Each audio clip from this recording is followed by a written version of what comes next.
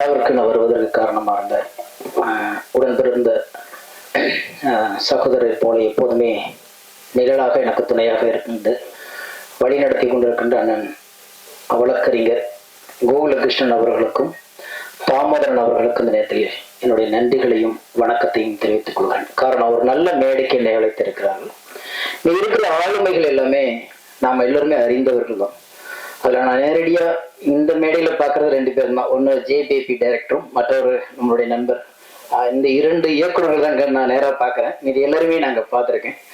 அதனால ஒவ்வொருத்தரை பற்றி பேசி நேரம் விரயம் செய்ய வேண்டாம் என்று நினைக்கிறேன். ஒன்று. இரண்டாவது, இந்த படத்துடைய தலைப்பு எனக்கு ரொம்ப பிடிக்கின்றது. ஒரு பெரிய வாழ்வியல் அடங்கியிருக்கிறது. எவ்வளவு தூரம் ஓடினாலும் புறப்பட்ட இடத்துக்கே மறுபடியும் வாழ்க்கை வந்து முடிய வேண்டிய தருணம் தான் இயற்கையின் நியதி என்பதை ரொம்ப அழகா ஒரு தலைப்புக்குள்ள ஒரு கதையை வைத்திருக்கிறார் இயக்குனர் மைக்கேல். அப்படிங்கிறது ரொம்ப சந்தோஷமா இருந்துச்சு. அதுக்கு முதலாக நம்ம பாராட்ட வேண்டியது வந்து இந்த படத்துடைய தயாரிப்பாளர் சிவா கிளாரி. அவர் சொன்னாரு, எனக்கு தமிழ் தெரியாது அப்படின்னு சொல்லிட்டு தமிழ்ல பேசினது அண்ணன் பிரபாகரன் சொன்னது மாதிரி அந்த ஒரு ஈடுபாடும் அந்த இணக்கத்துக்காக வேண்டி நாங்கள் உங்களை வந்து தலைவணங்கி பாராட்ட வேண்டி இருக்கிறது. ஏன்னா ரெண்டாவது, தெலுங்கு இன்னும் தன்னை அடையாளப்படுத்தி கொண்டார். அடையாளப்படுத்தி கொண்டதுக்கு பிறகு ஒரு தெலுங்கு படத்தை எடுக்க அவர் முற்படாமல் தமிழ் படம் எடுக்க வந்ததற்காக தமிழ் திரையுலகத்தின் சார்பாக நாங்கள் நன்றியை தெரிவித்துக் கொள்வதோடு, தெலுங்கு, தமிழ், கன்னடம், மலையாளம், இந்தி என எந்த மொழிப்பாடும் நாங்கள் பார்த்ததே இல்லை என்று கலைத்தாய் மட்டும்தான் அனைவரையும் அரவணைத்துக் கொள்கிறார். எனவே கலைக்கு மொழி தேவையில்லை, அன்பும் காதலும் இருந்தால் போதும். கலை அழகாக வளர்ந்து கொண்டிருக்கிறது. அதே மாரி வந்து சங்கரன் பேசும்போது, ரோபசங்கரன் பேசும்போது ஒரு விஷயத்த சொன்னார். தயாரிப்புகளை பற்றி ஒரு விஷயத்த சொல்லுவாங்க அப்படின்னாங்க. வேற ஒன்று, அவர் பார்க்குறோம், நம்ம வந்து ஒரு பெரிய தொழிலதிபராகவோ அல்லது ஒரு வேற்று மொழி அல்லது வேற்று பக்கத்து மாநிலத்துக்காரராகவும் நம்ம பார்க்குறோம். ஒரு நியூசிலாந்துல வந்து பார்லிமெண்ட் மெம்பர், அதாவது எம்பி கேண்டிடேட்டை போட்டியிட்டவர். அவர் அரசியல்ல நியூசிலாந்துல வந்து ஒரு எம்பி வேட்பாளராக போட்டியிட்டவர். அப்பவே மக்களுடைய அந்த எல்லா விஷயத்திலும் தன்னை இணைத்துக் கொள்ள வேண்டுங்கிற ஒருத்தர். ரெண்டாவது, அவர் சொன்ன ஒரு விஷயம் எனக்கு பிடிச்சிச்சு.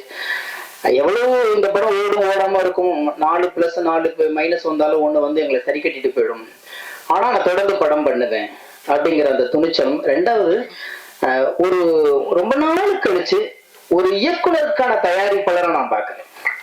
ஏன்னா பொதுவா வந்து படம் முடியும் பொழுது இயக்குனருக்கும் தயாரிப்பாளருக்கும் அவ்வளவு இணக்கமான உறவு இருப்பதாக தெரியாது. ஒருத்தர் நான் கஷ்டப்பட்டேன் அவங்கவுங்க கஷ்டத்தை வந்து பதிவு செஞ்சுட்டு போவாங்க. அந்த வகையில இல்லாம இந்த இயக்குனருக்காக வக்காலத்து வாங்கின தயாரிப்பாளராக இருக்கும் பொழுது மகிழ்ச்சியாக இருக்கிறது. ஏன்னா இன்னும் படைப்பாளிகளுடைய துயரத்தை படம் படைத்தவர்கள் நினைத்து பார்க்கக்கூடிய இடத்தில் இன்னும் ஈரம் இருக்கிறது தமிழ் சினிமாவில் என்கின்ற போது பாராட்டக்கூடியதாக எங்களுக்கு தோன்றுகிறது. ரெண்டாவது வந்து இந்த படத்துடைய முக்கிய கதாபாத்திரம் அண்ணன் கருணாஸ் அவர்களை சொல்லவே வேண்டாம். அவர் பல தளத்துல அரசியலா இருக்கட்டும், மக்கள் பணியா இருக்கட்டும், திரையா இருக்கட்டும், மேடை பாடல்களா இருக்கட்டும், இசையா இருக்கட்டும், எல்லா வகையிலும் தன்னை நிரூபித்திருக்கிறார். ஆனால் அவரோடு நிகராக இங்கே ஒரு மிகப்பெரிய பங்களிப்பை கொடுத்துட்டு அன்பு நண்பர் விமலும் சரி, இந்த படத்துடைய இசையமைப்பாளர் ரகுநந்தனும் சரி, நிறைய தொடர்ந்து நல்ல படைப்புகளையும் நல்ல ஒரு கண்டென்ட்டையும் எடுத்து பண்ணிட்டு தான் இருக்காங்க. ஆனா அவங்களுடைய தூரம் இது இல்லை அப்படிங்கிறது எனக்கு ரொம்ப அழுத்தமா தெரியும். நான் 2 பேர்த்து கூட நான் நெருங்கி பழகிருக்கேன். இது வரைக்கும் அவங்களுடைய தூரம் ரொம்ப உயரத்துல அவங்க போயிருக்கணும். எந்த புள்ளியிலிருந்து அவர்கள் சறுக்குகிறார்கள் என்று எனக்கு தெரியவே இல்லை. என்னால் மிகச்சிறந்த படைப்பாளி 2 பேருமே.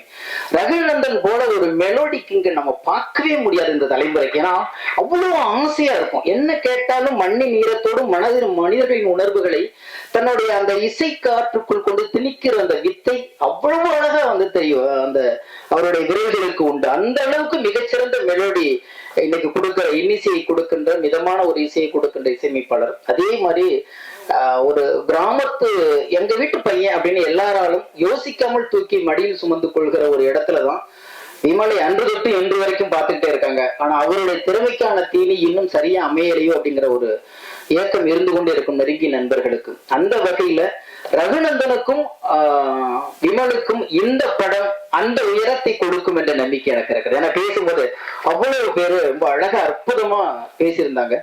எனவே அதை வந்து இந்த நேரத்துல அதற்கான உயரத்தை நீங்கள் தொட வேண்டும் என்று அக்கறையுள்ள நண்பனாக வாழ்த்துகிறேன். அதை மீறி வந்து அப்புறம் கோகுலகிருஷ்ணனும் ஒரு ஷாட்ல வந்தாங்க அந்த பாட்டுல. அவங்க எனக்கு வேண்டப்பட்டவங்கன்னு சொல்லல. ஆனா வெளியில பார்த்தா அவங்கள எப்பவுமே ஒரு வில்லன் மாதிரியே பார்ப்பாங்க. ஆனா உண்மையிலே பழகி பார்த்தா தெரியும் அவர் ஹீரோன்னு சொல்லிட்டு. ரெண்டு பேருமே அவ்வளவு குழந்தை, ரியல் ஹீரோக்கள் அவங்க. ஆனா அந்த படத்துல வரும்போது அந்த ரெண்டு பேரும் வந்து இறங்கி, அந்த தாமோனனும் கோகுலனும் இறங்கி உள்ள வரும்போது அந்த ஒரு ஷாட் அப்படியே ஒட்டுமொத்த அந்த திரையை ஆக்கிரமிச்சிருந்தாங்க.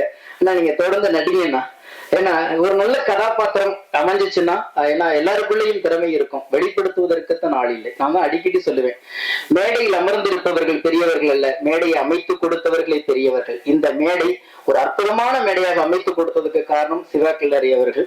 உண்மையிலேயே அதை வந்து நம்ம இந்த இடத்துல எல்லாரும் பாராட்டியாகணும். அதுக்கு அப்புறம் வந்து இயக்குனர் மைக்கேல் அவர் ரோபசங்கரன் சொன்ன மாதிரிதான், நான் எங்கிருந்தோ வந்தேன், என்னமோ நடந்துட்டு இருக்குங்கிற மாதிரியே உட்கார்ந்துருக்காரு அப்படியே பிடிச்சு. ஆனா ரொம்ப நேர்த்தியான ஒரு படைப்புங்கிறத நானும் எஸ்ஆர் பிரபாகரனும் அந்த ட்ரெய்லர் பார்க்கும்போது பேசிக்கிட்டோம். ஒரு ஷாட் ஒரு நல்ல இயக்குனரை வெளிப்படுத்தியது. தன்னுடைய மனைவி வந்து கர்ப்பத்து ஒரு பிரசவ வார்டுல இருக்கும் பொழுது, இன்னொரு பிரசவத்துக்காக ஒரு பெண் வந்து ஐயோ வலிக்குதுன்னு கத்தும் போது மனைவியாட்டிய ஒப்படைச்சிட்டு போகிறான் அந்த கணம். அதுதான் ஒரு சொட்டு போதும், ஒரு சொட்டு போதும், ஒரு கலைக்கான ஒரே ஒரு காட்சி போதும். எந்த இரக்கமும் இல்லாதவன் மாதிரி கதாநாயகனுடைய பாவனைகள் தெரிந்து, சரி பாத்துக்க வேற வழி இல்லை, காசுக்காக நான் ஊர் தேடி ஓட வேண்டியதா இருக்குன்னு போகிற அந்த காலகட்டத்துல அந்த எதிர்போற பொண்ணு அம்மா வலிக்குதுன்னு சொல்லும் போது அந்த வலி தான் மனைவி கத்துனா எப்படி வலிக்குன்னு திரும்பி பார்க்க வச்சாரு பாத்தீங்களா. மிகச்சிறந்த இயக்குனருக்கான ஒற்றை காட்சி இந்த படத்தின் நிறைவை தருகிறது. அவ்வளவு அழகா இருக்கு.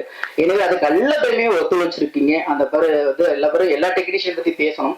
அதே மாதிரி இந்த படத்துல நான் பாட்டு எழுதலைன்னா கூட இந்த படத்துல வந்து பேசுறதுல பெருமையா இருக்கேன். இங்க வந்து நிறைய கவிஞர்கள் வந்துட்டு இருக்கிறாங்க. இந்த படத்துல ஒரு பெண் கவிஞர்களை அறிமுகப்படுத்திருக்கீங்க, அதுக்காண்டி அவங்களுக்கு ஒரு பெரிய பாராட்ட கொடுங்க. ஏகாதசி ஒரு பாட்டு எழுதியிருக்காருன்னு நினைக்கிறேன், அவருக்கும் என்னுடைய பாராட்டுகள். நீங்களும் ஒரு பாட்டு எழுதியிருக்கீங்க.